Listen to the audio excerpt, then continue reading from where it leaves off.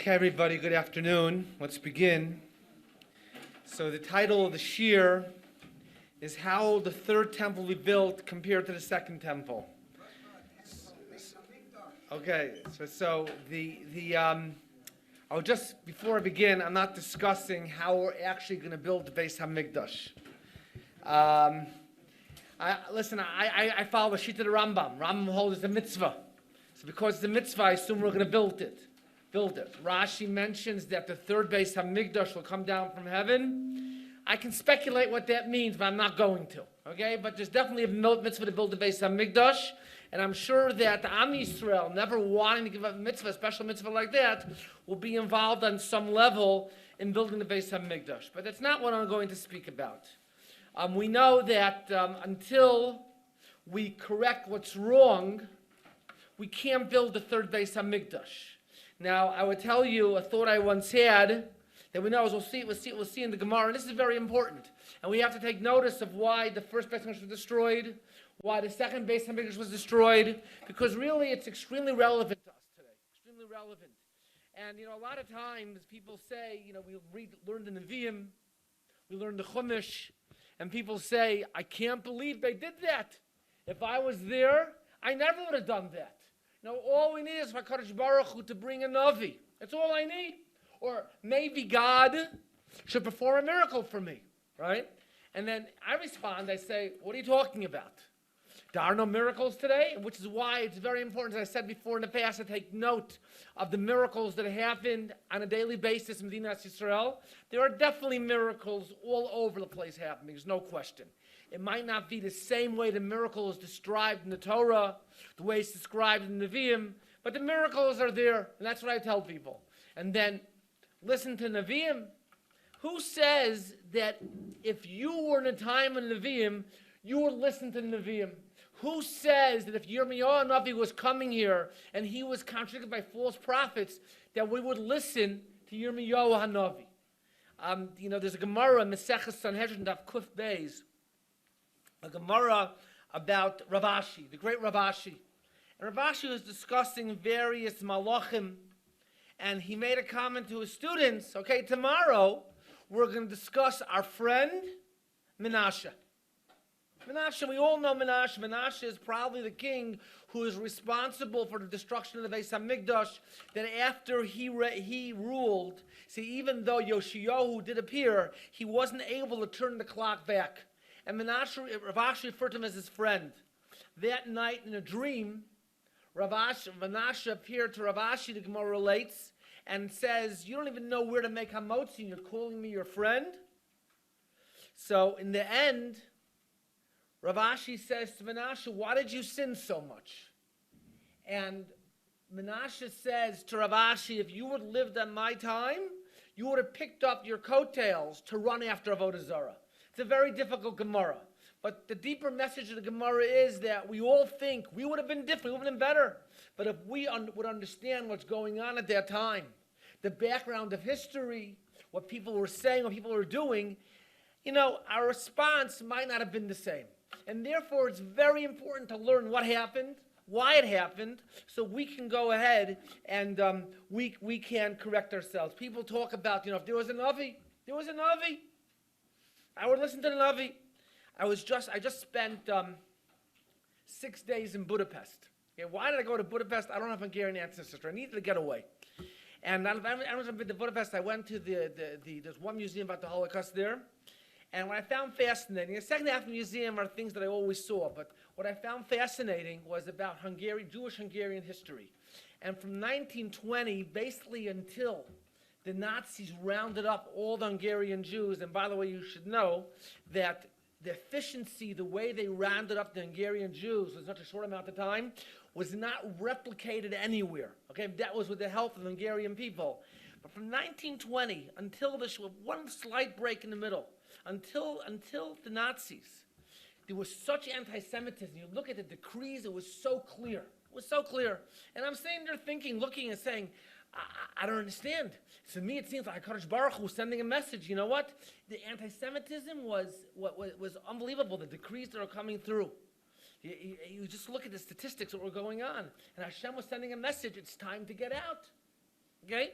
So there's no Nevuah today. It's not the same. In other words, the point is that we all think, well, if we would have lived at that time, so we would have been different. Okay, so first of all, we don't live at that time. But second of all, we have to take notice and realize maybe we wouldn't have been different. That's why it's important to learn, and here it applies to us. I'll just quickly finish off one idea. We know that the third Beis Hamikdash, the second Beis Hamikdash was destroyed because of Sinat Chinam. And everyone, we have to have Havas Chinam, and of course, and then you look around, and you say, well, is it really Havas Chinam? And you see there's machlokas, and there's a machlokas about money, about monetary matters, and you begin to see people actually have an animosity towards each other. And I was just thinking about a story today. I said, as a kid, I think I saw this maybe in the back of an Olameinu. I have no idea. What can I tell you? That once two people came to Reb Chaim Volozhiner. They were complaining about a certain piece of property. Reuven says, this land belongs to me. And Shimon says, this land belongs to me. Reb Chaim Volozhiner says, hold on, let me see what the land says. And he lies down on the ground, and he puts his ear to the ground, and he says, you know what the land is saying? He says, these two guys belong to me, right? What I'm saying is, he says, I was thinking about that. He says, we all think that, we talk about they did this and they did that. It's very important to learn how it's relevant to us, because as the Gemara Maseches Sanhedrin implies, if Rav Ashi could have ran to worship Avodah Zarah, as the Gemara as Ashi seems to imply, then certainly these things could be very relevant to us. And that's why it's important to take notice and not just to think of it as a historical fact, but as something that is happening in our time also. So let's look and see. How did they build the second Beis HaMikdash? Did they accomplish that? And what do we have to do to build the third Beis HaMikdash? So we start off with source number one, very famous Makar, the Gemara Maseches Yuma, which we'll come back to. Gemara says, Mikdash Rishon Ne'mai Charev. Why was the first Beis HaMikdash destroyed? Because there were three major sins. Very famous Gemara, Avodah Zarah, idolatry, Gilui Arayos, incest, Ushvichas Damim, and there was murder. Okay, so that's, everyone knows. However, if we look at other Gemaras, we find there are other reasons that are given for the destruction of the Beis HaMikdash. He says, the Amar Rav Yehuda Amar Rav, my Gemara Masech is a Darm Dav Chav Pei Aleph from the base. The Gemara says, Darm Yehuda Amar Rav, my Dichsiv, what does it mean when it's written, Mi Isha Chacham V'Yavin Ezos, who is the person that's wise to understand this? He says, Davar Zen Nisha Allah Chachamim. This question was asked to the Chachamim, and it could be Ul Nevi'im, and to the prophets, V'lo Pershua, no one explained what it means. Ad Shepirsha HaKadosh Baruch Hu Ba'atzmo. In other words, why was the Beis HaMikdash destroyed? And we have to assume that since it's from Sefer Yirmiyahu, because we talk about the Derech Nevuah, let's assume we're talking about the first Beis HaMikdash. Why is the Beis HaMikdash destroyed? Or could we talk about the second Beis HaMikdash also? Why was it destroyed?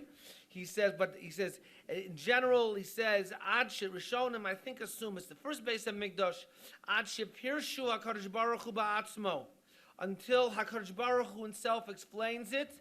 D'chsiv Vayomer Hashem al Azam is Torasi, because they forsake my Torah. So the question, what do you mean forsake the Torah? The pasuk says, Hainu lo sham v'koli, hainu lo holchu ba. So what's the idea? It's also is Torasi. Amar Rav Yehuda Amar Rav, she'em mevarchim b'Torah tchila. They didn't make Berachas HaTorah. The Beis Halevi explains, what does it mean that they didn't make Berachas HaTorah? They didn't realize that Torah was special, that everyone should learn it. In other words, they felt, I need to know what to do, so I'll go to the rabbi will tell me. So they didn't see Berachas HaTorah as being something special, that it's such a schus to learn, to ignite you in a certain sense of passion. So we see the Beis HaMikdash was destroyed, not just because of Gilui Arayos, Avodah Zarah, and Shvichas Damim, the three cardinal sins. The Beis HaMikdash was destroyed because we didn't say Berachas HaTorah. Then there's a Gemara Masechah Shabbos. The Gemara says, Amar Abaye. Abaye says, Lo Charba Yerushalayim. Why was Yerushalayim? Why was Jerusalem destroyed? Ela Bishvil Shechilu Ba Es HaShabbos. Because they were machal, they profaned Shabbos. It quotes a pasuk in Yecheskel that they allowed people to machal Shabbos. Rav Avua comes along and says, Lo Charba Yerushalayim. Yerushalayim was destroyed. Ela Bishvil Shebitlu Kriya Shema Shachris Va'arvis. They didn't take Kriya Shema seriously enough. in the morning and in the evening. And then it goes on. Amar Rav Hamnuna, Lo charva Yerushalayim ela shebitlu ba tinocho shebeis Rabbam. You know why Yerushalayim was destroyed? Is because the children weren't involved in learning Torah. They didn't feel Jewish education was important. And he says, then Amar Ula, he quotes, they were outside in the streets. Amar Ula, Lo charva Yerushalayim nesh lo hoyalem boshes panim zem mizeh. Yerushalayim was only destroyed. Why? Because one person was not embarrassed before another one. A person would feel they can do anything and not be embarrassed. They lacked a certain modesty. Amar Rabbi Yitzchak, Lo chaver Yerushalayim b'shvil shishvu katim v'gadol. Yerushalayim was destroyed because they considered youngsters and those who were older to be on the same level. Understand, there are leaders who have to be respected. There are older people that have to be respected. He says, then along comes Rav Amram. You know, I was always raised as a child to always speak to those who were older than me with a Mr., a rabbi, a Mrs., right? And I was doing it until 2-3 years ago in my shul. And I realized I was referring to people 20 years younger than me, you know, with the same, with the surname in front of it. And they would get a little insulted. But as it raises, you have to have some respect for people older than you. Is the Amar of Shem Barab, Amar of Amram. Yerushalayim was destroyed. Shelo chichu zeh. One person not give musar to another, was not concerned with the other one's failings. And then Rabbi Yehuda says the Yerushalayim was destroyed because they're mevazeh talmidei chachamim. So the Chafetz Hashem, one of the Achronim, points out. He asked the question, why all these reasons? So is it a machlokes? What avera they were over? So in source number 5, he says, no. He says everyone knows every one of these. He says one of these averos the Jews committed, and each of these mandarim say that if they had not done this one avera, that would have saved Jerusalem. We have to understand why is that. As I said, everyone agrees, yes, there was Chilul Shabbos. There was a problem with the children not going to school. There was a problem someone didn't give musar to his friend in the proper way. He says, Se'ita Machlokes says, what would have saved Yerushalayim? What action would have gone ahead and saved Yerushalayim? All right, so the Jewish people come back. They come back to Eretz Yisrael after the Churban Bayis Rishon, and they have a problem because they say, well, how are we going to make sure it doesn't happen again? So the very famous Gemara in Maseches Sanhedrin, source number 7 and 8, which I can't explain fully, but just to understand, what happens. The Gemara says like this, that Amar Rav Yehuda Amar Rav, Yodin ha-Yisrael ba'avodah zarah she'en b'mamish. He says that the Jewish people understood idolatry. There's nothing tangible. There's nothing real in idolatry. So why did they worship Avodah Zarah? Because they wanted to allow certain types of incest, and if you worship HaKadosh Baruch Hu, you can't allow this incest. So therefore, they worshiped Avodah Zarah. So Eliyahu HaTzadik tells a story, was going ahead and was walking around seeing the Tapukei Rav, those who were so hungry in Yerushalayim, and one time he found a certain child who was swollen from hunger, lying in the street. And he said to him, which family do you come from? This is Samakim Levei's Maseches Sanhedrin, source number 7. She says, I come from, this family, Mishpacha Plonis. She says, anyone left from your family? He says, no, except for me. She says, I'm going to teach you something that you can live by. Connect you to something eternal. He says, do you want to hear it? He says, yes. So he's taught him to say the pasuk, Shema Yisrael, Hashem Elokeinu Hashem Echad. He says, don't tell me the name of Hashem. And he took a little idol out from his pocket.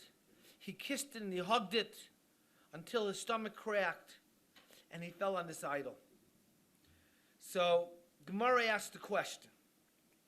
Gemara says, what are you talking about? He says, so what do we see from here? We see from here that they did cling to Avodah Zarah. So the answer is yes.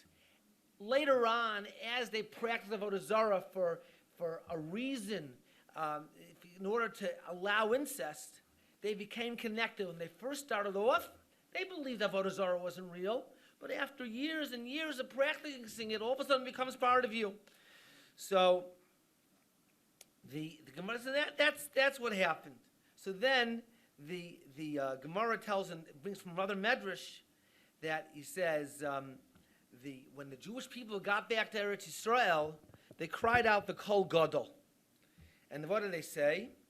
They say, this Avodah Yetzirah, Avodah Zarah, it destroyed our temple, it burnt our sanctuary, Tzaddikim were killed because of it, and we were exiled. And we still feel this Avodah Zarah. So he says, the whole reason we have the Yetzer Hara is in order to get schar, because if it's so much more challenging not to worship Avodah Zarah, idolatry, we have more schar. We don't want the schar, we don't want reward, and we don't want the punishment. So he says, so what happened? So he says, so again we see the Gemara says, we see they clung to it. That was after they worshipped it for so many years. Okay, so they sat 3 days in a fast. They davened, and what happened was a note came down from heaven. And what did the note say? Emes. If you don't deal with this, Yetzirah Avodah Zarah, you have a problem. This is Emes. And we see that Kadosh Baruch Hu seal is Emes. So what happened? So he says, some kind of fiery lion came out of the Holy of Holies, and Levi Yisrael said to the Jewish people, this is the Yetzirah Avodah Zarah. So he says, so as they caught it, so they plucked out one ear, and the voice of this lion, the roar, the cry, reached 400 parasangs, a great distance. So he says, if we let the lion keep crying out, the Yetzirah keep crying out, maybe HaKadosh Baruch Hu Rachmanis on it. So the Navi said to it, put it into a container, a jail of lead, and the lead will go ahead and the lead will swallow the cry. So, and they quote a pasuk. So then they said, well, maybe now that it's an Eis Ratzon, it's a time that HaKadosh Baruch Hu is answering our prayers. Let's ask HaKadosh Baruch Hu to accept our tefillos to kill the Yetzer Hara. Let us capture the Yetzer Hara for incest also. So they captured it for 3 days, and the Gemara tells a famous story. They were looking for an egg that was just laid, for a person that was not well, they couldn't find. So he says, what are we supposed to do? To ask God to weaken the Yetzer Hara? God does not weaken the Yetzer Hara. He says, so we'll ask God to go ahead and, because in other words, if we destroy the Yetzer Hara, right, that means people, just like, in other words, people will not, males and females will not desire each other. You won't have amongst the animals the same idea. We need the Yetzer Hara. The Yetzer Hara for men and women to be with each other is very important. We can't destroy it, but we'll ask Kadosh Baruch Hu to blind it, and at least, people won't desire their relatives. So even though during the time of the first temple, it's very hard to understand. The Torah says it's usher. That's not hard to understand. People desired siblings and relatives. Today it doesn't really exist because HaKadosh Baruch Hu, they blinded the Yetzer Hara. Okay, so the question is, so what does this mean? From this Gemara it sounds that what happened was the Jewish people went ahead and they asked God to destroy the Yetzer Hara of Avodah Zarah. That's what happened. Could be. The way I understand Pshat is like this. Of course, we have to go ahead and we always have to do a certain hishtadlus. But any hishtadlus that we do is not going to work unless we put an effort into it. If we don't put an effort into it, about daven, we have to daven. A person can't daven the Kadosh Baruch Hu, I want to learn Torah and become a Talmid Chacham, and then not learn. It doesn't work. So in order to go ahead and in order to destroy the Yetzer Hara, I think what had to happen, and we'll see this a little bit later, is they had to channel the same thing that was pushing the Yetzer Hara in a certain way, right? In a certain way, the same thing. So we want to channel in a certain way. Channel it that we should use it somehow or another in a positive way. So as opposed to being involved in Avodah Zarah, we'll go ahead and, we'll use it some other way. We'll use it for our Kadosh Baruch Hu. And maybe this is the pshat, that we go back to the Gemara. The Gemara says that if they had said Kriya Shema, the Beis Hamikdash wouldn't have been destroyed, Yerushalayim wouldn't have been destroyed. If they had kept Shabbos, Yerushalayim wouldn't have been destroyed. If they had had a passion for child education, educate children, Yerushalayim wouldn't have been destroyed. If they had a passion to be careful and how they act in front of other people, Yerushalayim wouldn't have been destroyed. They would channel this Yetzer Hara, all this energy somewhere else. What they wanted to do is they realized they had a problem. And what did they want to do? They wanted to channel it in the proper way. But without davening, you can't go ahead. Without davening, you can't go ahead. I mean, you can't assume that everything is going to happen without that. You have to realize you need HaKadosh Baruch Hu's help. You need HaKadosh Baruch Hu's help. That's what makes Eretz Yisrael so special. We'll talk about it in 1 second. And why? Because when you live in Eretz Yisrael, you know it's clear you need HaKadosh Baruch Hu. Why is that? Because when you look outside, you say, oh my gosh, I see there's a lack of water here, right? So you know that come Chodesh Chesed, we need HaKadosh Baruch Hu for rain. In another country, there's so much water. Here's a lack of water. So the Gemara is telling us in Maseches Sanhedrin that yes, they wanted the channel in a certain way, as we'll see in a second. But they had to daven also. They had to daven.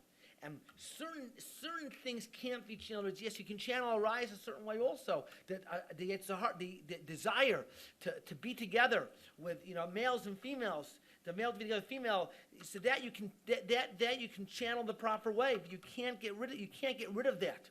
But the Yetzer Hara for the Zohar, that passion can be transferred into something else. But you have to daven. Without davening, it might not help. So this Gemara is talking about how they wanted to channel it, but they had to daven also. As we look in source number 9, the Gemara Masechet Kedushin says like this: Tanu Rabbanan, V'samtem es devarai elu. So what does V'samtem mean? This is a pure medicine. Nimshel Torah kisam chayim. The Torah is compared to medicine of life. Mashal shel adam shehiked es beno mak gedola v'niach lo retia al makaso. So it's a mashal to a person that hit his son, okay, hard Gemara to understand, and he put a Band-Aid on the makkah. But Amrlo, he said to him, Kol zman sheratia zu makascha, anytime this Band-Aid is on your makkah, you can eat what you want to eat, drink what you want to drink. You can bathe in hot water and cold water, and you don't have to be afraid. But if you go ahead and if you remove the Band-Aid, you should know you're not going to be well. You can have blisters. So HaKadosh Baruch Hu says, I gave you Yetzer Hara, all right? But I gave you a spice, something to control the Yetzer Hara. And if you're osik in Torah, you learn Torah, you realize Torah is special. And therefore you'll make a bracha, you won't be given over into the hands of the Yetzer Hara. And that's when the Jewish people came back, they realized we have to find ways to channel it. And the truth, in the time of the second Beis Hamikdash, there was a lot of Torah that was learned. We have to channel it. That's what happened when they came back to build the second Beis Hamikdash. And that's what the Gemara is about, channeling the desires that we have in the proper way, so we don't have to sort of distract us from the things from the things that are incorrect, the things that are wrong. And that's what happened after the Churban Bias Rishon. If you look at source number 10, so in source number 10, Amar Rav Avua, Amar Rabbi Lazar. And the reason why I'm quoting this Gemara is you'll see because what the Rosh says. He says, Amar Rav Avua, Amar Rabbi Lazar. Why was Avram Avinu punished? The Jews had to go to Mitzrayim for 210 years. So obviously, we'll see in a few minutes, HaKadosh Baruch Hu told Avram why. But the Gemara asked that question. Why is it that Avram Avinu was punished? And he sent Am Yisrael, his descendants, to Eretz Mitzrayim for 210 years. So he says, why? So one shot is that he went ahead and he sent Talmidei Chachamim, into the army to fight a certain war for him. He should have left them alone. He didn't need them. Okay, that's one shot. When he went to fight a war against the 5 kings, so he went ahead and he brought Talmidei Chachamim to fight with him. He should have left them alone. Shmuel Amar, Mibnei Shehifriz al Midos Shel HaKadosh Baruch Hu. Because he really went above and beyond in talking to God. God said to him, no, you know what? You're Jews in Eretz Israel. That wasn't good enough for Avram Avinu. Avram Avinu had to ask, how do I know? And Rabbi Yochanan says, because he stopped people from being nichnas tachas kamfei Shechina. That what happened after the war was over, so the Melech Sdom said to Avram Avinu, you know, he said, Avram Avinu gave him the nefesh. And he says, Tein li ha-nefesh rechush kach loch. And Avram should have said, no, I want the people. Because the people would have become close to Avram, they would have recognized the Kodesh Baruch Hu. Okay. So look at source number 11, the Rush. On that Gemara asks the question. I don't understand. He says, why is the Gemara asking why Avram was punished? The Jews went down to Mitzrayim. The Torah clearly says, Avram Avinu says, B'mei da'kei rishana, and boom, HaKadosh Baruch Hu says, you should know, your descendants will be in a land that does not belong to them. So the Rush says, Mibnei Aveira Zu, and Yishaso Lios Novel Ma'ida. In other words, how did Avram Avinu come to ask such a question? How did it happen that he would ask such a question? A lot of times we do something wrong, we say, oh my gosh, it was the wrong thing to do. And because that, we're going to suffer. But you have to ask yourself, what caused me to do this? Why did such a thing go ahead and happen? You know, sometimes a person might not talk in a dignified manner. And he might ask himself, and because of that, you know, someone will respond to him in a very undignified way. He says, why did this person go ahead and respond to him in an undignified way? I'll tell you a story. One time I was driving with a person on one of the roads in Eretz Yisrael. There was a backup. Something was going on. So he decided, I would never do this. He wanted to cross the double line to see what was going on. And there was a truck in front of him, and what was on the other side of the truck? A policeman. Got pulled over. But anyone know what the fine is for crossing the double line in this country? I think at that time, I'm not sure what it was, like 1,000 shekel. So he comes back in the car, and he says to me, for what Aveira do you think this happened? I said, it's very simple. You crossed a double line. Yeah, so he says, no, but what caused me to cross a double line? I know what caused him a double line. He was impatient. He wanted to go. He wanted to get home, right? But in other words, let's say, for example, a person go ahead, you know, talking on the phone while you're driving is a horrible thing to do, all right? Besides the fact that you can lose your license and it's a big penalty, okay? So, you know, Baruch Hashem, I'm actually quite trained, okay, not to touch my phone when I'm driving. I don't care what's going on, okay? If the phone keeps ringing, I'll pull over, all right? So he says, there are people, though, I see it all the time, people who drive, they think there's no policeman around. I see it all the time. He says, what causes them to talk while they're driving, okay? Maybe you're too focused on people think that when a call comes in, the world's about to come to an end, you know, so you have to know, whatever it is. So the Rush says, what caused Avram to come there? So the same thing we can say, as we'll see in a minute. We talk about the destruction of the first Beis HaMikdash. What caused the Jews to come to a place where they'd be over Gilui Arayos, they'd be over Shvichas Damim, they'd be over Avodah Zarah? It's because they weren't focused enough on these Averos. Do you understand what it means to keep a Shabbos? Do you understand what it means to make Birchas HaTorah? I think that they say that the Nazir, I think of David Cohen is his name, Nazir. So he was, as we know, he was very smart. And how did he be? He wasn't religious. He was in university. Does anybody know how he became religious? He heard Rav Kook say the Yeratzon of the Akedah. That was it, done. He said, Birchas HaTorah, put you in the right spot. To channel the passion, the energy somewhere. And that's how the Rush, he says that's how the Rush goes ahead and he explains. You look at source number 12, Rav Dov Baruch Povarsky explains a similar idea. He says, he asked the question, B'nei of the Aretz. Gemara asks, why was the land destroyed? Because of Birchas HaTorah? So he says, I don't understand, he says. The Torah says very clearly, Parshas Kisafo, Tachas Shilavad Hashem L'Kacha V'Simcha Tuv Leiv. You didn't serve Hashem with Simcha Tuv Leiv. He says, and the Rambam mentions how important Simcha is. Simcha, by the way, my father explained it, is the sense of accomplishment. If you learn something well, you accomplish something. He explains, because the source of all Averos is the fact we don't have enough simchas ha-mitzvah. You don't realize the accomplishment, the importance of every single mitzvah. And if a person is able to go ahead and learn b'simcha, then he'll be able to go ahead and he'll be able to do certain mitzvahs. Right? So he says, so therefore, if a person realizes how important Talmud Torah is, he'll say Birchas HaTorah b'simcha. But so what we're talking about is the question we have to ask is, how do we get there? And we realize if we go ahead and we channel things the right way, we find, he says, we find that we find a way to channel the passion in the proper way.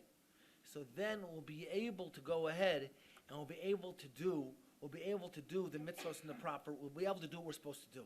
So when they came back after the first destruction of the first temple, they came back to rebuild the second Beis HaMikdash. They realized that. And they said, we can't just build the Beis HaMikdash. We have to build it in a way,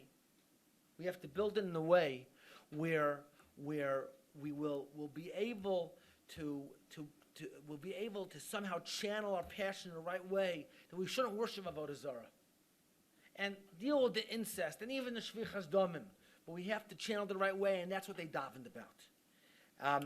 So if we go ahead and look, and that's what happened after the destruction of the first Beis HaMikdash. All right, so he says, and the Metzudas David saying is the same idea, that if they would have learned Torah, they would Azvam is Torasi, they forsake the Torah. If they would have learned Torah properly and understood Torah properly, they would never have come to these Averos. So that was the destruction of the first Beis HaMikdash. That was how they built the second Beis HaMikdash. But now we're referring to the third Beis HaMikdash. So the question is, well, why was the second Beis HaMikdash destroyed? There was not idolatry. There was not Shvichas Dam. Well, there was a little Shvichas Damim, but it wasn't like the first Beis HaMikdash. The leaders were not promoting it. And I would assume that there was not Gilui Arayos either. So the Gemara says, Al HaMikdash Sheni, Shaya Oskim B'Torah. They were very involved in Torah. Rabbi Akiva said that before he learned Torah, he was considered an outsider. There was so much Torah around. The mitzvos Gilos Chasadim, Mibnei Ma'acharav. Why? Why was it destroyed? There was a certain hatred that came for no reason. Lamedcha, to teach you, the Gemara says, Sheshkula sinas chinam keneged shalosh averos, that sinas chilam is equal, is parallel to the three major sins, Avodah Zarah, Gilui Arayos, Shvichas Damim. So now we very nicely said it's equal. What's worse? Shalosh Rav Elazar, Rishonim Gedolim, what was the bigger sin? The first Beis HaMikdash would destroy the first Beis HaMikdash, or Achronim Gedolim, or would destroy the second Beis HaMikdash. Amar Lemi says, what? You want an answer, intellectual answer? You want a lumdish answer? The very simple answer. Tnu einechem bebira. Look at the Beis HaMikdash. It took 70 years to rebuild the second Beis HaMikdash. 70 years of destruction, and 70 years later they came back. But to rebuild the second Beis HaMikdash, we're close to 2,000 years. And you know what? We haven't even built the foundations yet. Ika de Amre, he says, some say, Amrulhem Eidechem Bira. You want to know what's worse? You have a witness. The Beis HaMikdash, he says, Beis HaMikdash is basically the proof. So let's look. So what do? So there's a Medrash Shmos Rabbah, Parshas Mishpatim, source number 15, Parsha Lamed. Ve'elim Mishpatim.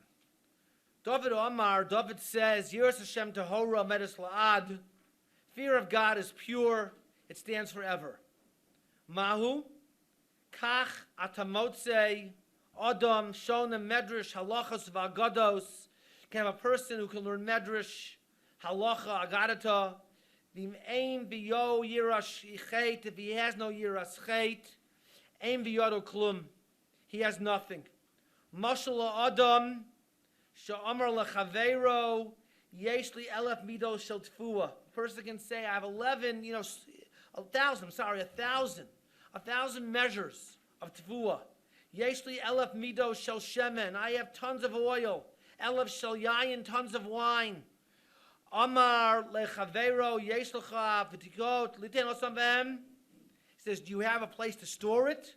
A place to put it? Im yesh lach hakol shalach v'im lav em yod chaklum. Kach adam shonem hakol amrulo. Person can learn everything. You say to him, if you have it, yirasched hakol shalach. He says, Hayi emunas yitecha yiras shem yitzaro. He says, L'kach nemar yiras Hashem tahora. Yiras Hashem is so important because yiras Hashem makes sure that we maintain, we keep everything that we learn. And then the Medrash finishes off and says, V'navi tzaveach, but the Navi screams out. It's a very nice Medrash, very nice pasuk in Tehillim. But the mishpat tipodet, tzion mishpat tipodet v'shaveh b'tzedakah. Mishpat ul tzion redeemed with mishpat. And those return with tzedakah. And what does this mean? So Netziv in Har Chayv Davar points out. He says V'alakacha inyan Shalomim b'dechsiv Yirashem tahora Achar kola mikros Torah Hashem tamimo Edis Hashem Pekudi Hashem Mesam Yisrael Mitzvot Hashem V'achar kach Yiras Hashem. As we said, Lamlamed. The chol elu tolui va'omed. Everything depends on what? Everything depends on Yiras Hashem. Below ze einam klum. V'arei mishpat Hashem ksiv la'achar Yiras Hashem. But mishpat Hashem comes after Yiras Hashem. L'mana mizeh the lo kain's chus mishpatim. That when it comes to mishpatim, unbelievable. That does not depend. Interesting. That filu b'li yiras Hashem, even without yiras Hashem, yesh b'hem schus she'osa meisharmin l'reu. Amazing Marchav Davar. He says, even without yiras Shemayim. There's some people who are so honest that it's not because of the halacha.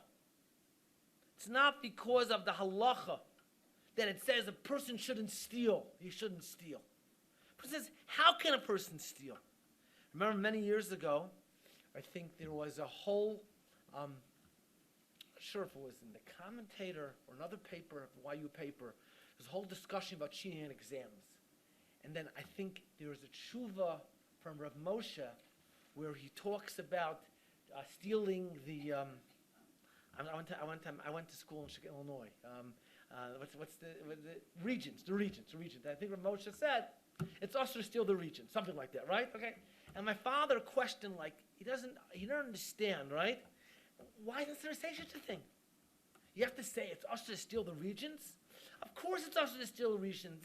And that's the idea that sometimes to understand that it's us, sometimes you have to know, well, is this called stealing? Is this not called stealing? All right? There's a story about my father. I don't know if people know this story. So one time, I guess it was after my father moved to Chicago, and my grandmother was still well, Rebbetzin Soloveitchik. So my father brought my grandmother to Chicago to visit. So they get to the airport. I imagine it must be a very strange discussion. You could do this in the 60s. And there's my father with my grandmother. And the lady at the counter says, in those days you could buy tickets at the airport without a problem, right? So he says, sir, this is your lucky day. Today we have a companion fare.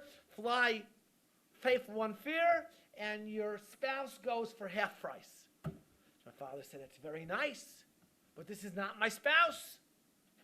So he says, that's okay, sir, don't worry about it. So he says, my father said, are you authorized to say that? It's all right, don't worry about it. He says, I want to speak to your supervisor. I don't know what half of the supervisor said. But such a statement, you should know, comes from afilu b'li yiras Hashem. Now, it could be the Yiras Hashem inspired my father to be very machmir about these kind of things. My father went to a payphone. Remember the days when you used to use money to make a phone call? All right?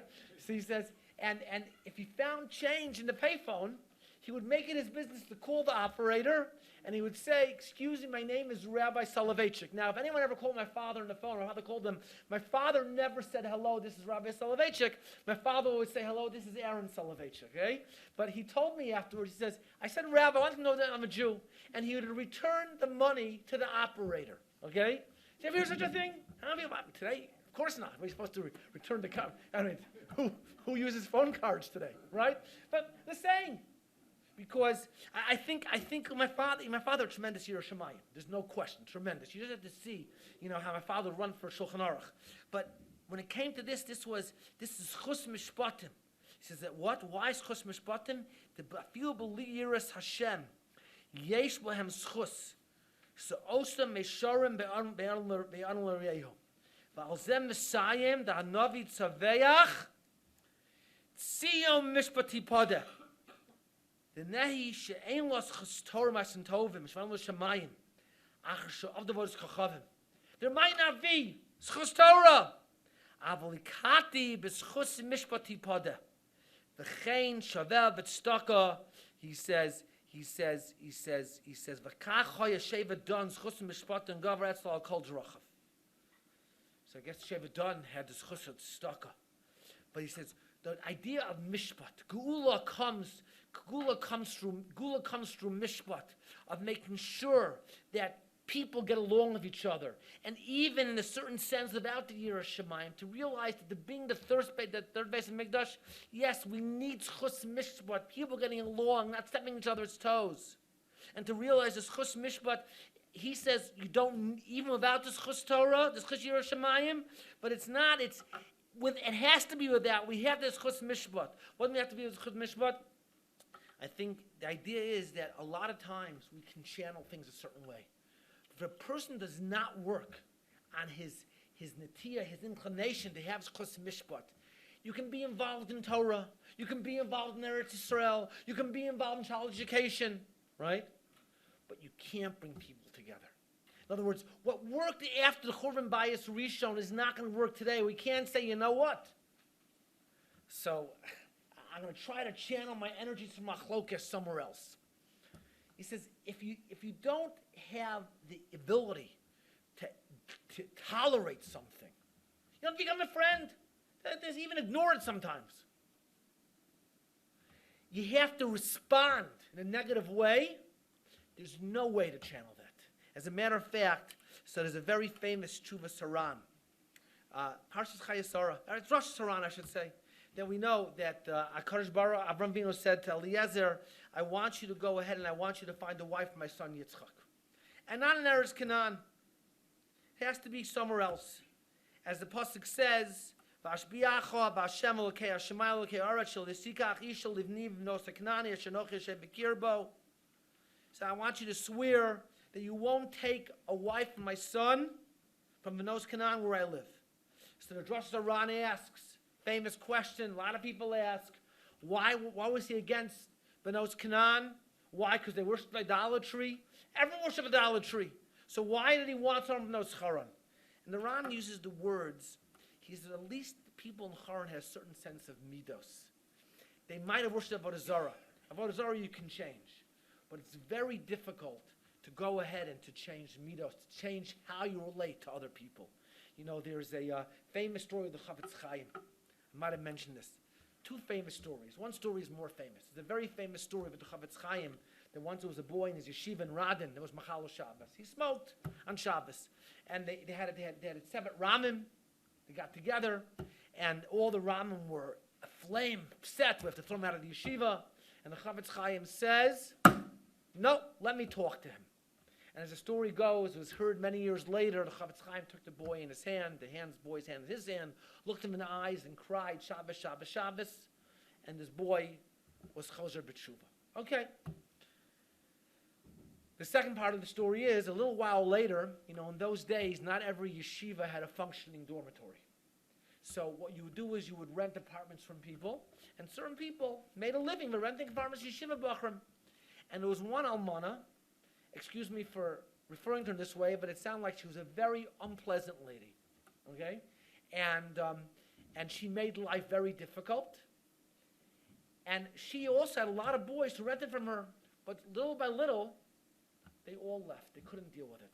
Except for one boy, a few other boys, one boy who specifically stayed there because he felt very bad leaving her alone. And one day she said something to him, and he responded in a very inappropriate and negative manner. When we had the Sevet Ramim, the staff meeting talking about it, the Chofetz Chaim said we have to throw him out. So the Rebbeim said to him, I don't understand. A person's Machal Shabbos, you don't throw him out. And here he had a chutzpah to a lady who maybe was very bitter, a bitter old lady, you're going to throw him out? And the Chofetz Chaim said, I didn't throw the first boy out because I knew he could be Choser B'tshuva. But the Mishnah says in Pirkei Yavos, Az Panim LeGehenim, that someone who has chutzpah goes to Gehenim. What does that mean? It's very difficult. It's extremely difficult, almost, I use the word almost impossible to change. And therefore, if I can't help him, I can't have an Az Panim, someone with chutzpah in the yeshiva. What's the point? The point is that Eliezer, Yitzchak told Eliezer, okay, Haran, they worship idols. We can deal with that. We can channel the passions in a different way. We can bring them back. It's not a problem. But when a person has challenges on interpersonal levels, he can't relate well to other people, that's very difficult to change. There you can't channel it. There you have to say, you know what? If there is someone I have a problem with, I have to love him. It's hard. I have to overpower myself and him with love. That's the only way. We're going to rebuild the second Beis HaMikdash. So if you look at source number 18, a quote from Avaleo Bakshi Daron, he asks the question, he says, we know the second Beis HaMikdash was destroyed because of Sinas Chinam. What does Sinas Chinam mean? He says, V'yesh Sinas Chinam she'ena mutzdeket. What does Sinas mean? It means a hate that's not justified. She'ein lo siba sinas chinami. There's no reason. If let's say, for example, a person does not like another Jew, an Ashkenazim with Sephardim, Chasidim misnagdim, different places where you come from, that's called sinas chinam. Or different ashkafa. Ula mahi avas chinam. What does avas chinam mean? Famous Rav Kook, we're going to build the third Beis HaMikdash of avas chinam. Is